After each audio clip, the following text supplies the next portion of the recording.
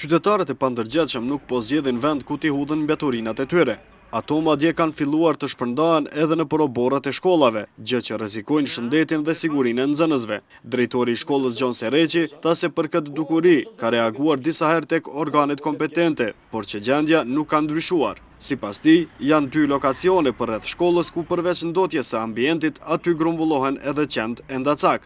Ne jemi anku në drejtoritë e arsimit, disa meritorë e kumë pas këtë çështje parasysh, edhe ka premtuar se do të bëhet mirë, do të bisedojmë me ta, nuk e di se çka tash kompania pastërtia nuk merret me këtë çështje. Sinqerisht është mirë të merren për faktin se nuk don kjo koment, realisht nuk janë mbeturinat të shkollës sonë, nga se ato vren nga natyra e tyre, janë mbeturinat të anëvisërisë, nuk janë mbeturinat të shkollës. Ne kemi 2600 nxënës dhe tani shkolla jonë përveç aspektit vizual që e merr i pa me çmtuar me rastin e depërtimit mbeturina në borën e shkollës tonë, ajo do të ishte më lehtë, por e më rënda dhe më keq është se çanet e ndacak mund të jenë përhapës të sëmundjeve të ndryshme nxitse, pasi që ata po i shqyjnë çistë nylonit dhe po i vendosin në borën e shkollës dhe po lujnë me to. Ka çanet ndacak në borën e shkollës çdo ditë.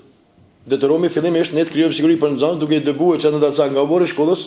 Për këtë çështje ka reaguar edhe organizata jo qeveritare IMPO, e cila gjithë fajin e ka hudhur tek kompania rajonale e mbeturinave pastërtia, por edhe tek organet komunale për mosfunksionim të inspektoratit.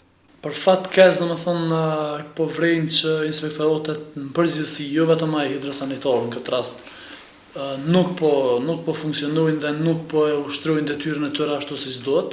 Për më tepër pas ndryshimeve që janë bën statutin e komunës Ferizaj dhe kalimin e inspektorëve nën kompetencën e drejtorive komunale, aktiviteti i inspektoratit lë shumë për të dëshiruar, por problemi më i madh është me shkollat dhe me mesazhin që po jepet edhe tek nxënësit ku aty shkojnë domethënë për të marrë edukim, edhe për të marrë vlerë edhe mirësjellje, dhe të njëjtën kohë në borën e shkollës tyre, domethënë kemi pikë të grumbullimit të mbeturinave, të cilat shpërndohen gjithandej oborrit. Dhe prandaj kemi vendosur përmes një reagimi publik që të tërheqim vëmendjen tek institucionet e pushtetit lokal këtu në Ferizaj, por në veçanti edhe të ndërmarrjes publike pastërtia, që të kem parasysh se edhe oborret e shkollave po na shndrohen në deponi mbeturina. Ndërkaq drejtori komunal i shërbimeve publike derisa arsyetohej për mungesën e inspektorëve, ai gjithashtu fajsonte edhe qytetarët për mos respektim të orarit gjatë mbledhjes së mbeturinave nga kompania. Është e vërtetë komuna Ferizajt ka një problem të kamotshëm që mungesë të inspektoratit. Unë e kam thënë disa herë para media, e thamë edhe tash që komuna Prizrenit ka dikon 6 inspektor komunal dhe inspektor të ambientit, kurse komuna Ferizajt ka vetëm 1 inspektor komunal. Të pos parasysh numri i banorëve rezidentë është dikon 150.000, faji gjithmonë është jetim. Ju them sinqeriteti më të madh është faji gjithmonë jetim, po unë kam bë apel edhe kërkesë qytetarëve të komunës Ferizajt. Gjithmonë edhe ju bëj edhe tash përmes mjeteve të informimit që të jemi më të kujdesshëm.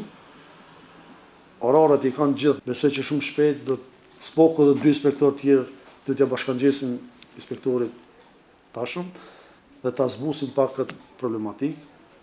Po faji thash edhe njerë është jetim, gjithë kemi faj nga pak. Edhe ne si komunë, edhe pastërtia, edhe qytetarët. Por nuk janë më mirë as edhe pjesët e tjera të qytetit, ndërkaq derisa u dëgjuan sërish premtime për një angazhim më të madh të organeve gjegjëse që të ketë një pastërtim më të madhe në komunën tonë. Problem mbetej edhe sjellja e mbeturinave nga fshatrat, si dhe hudhja e tyre nëpër kontejnerët e qytetit.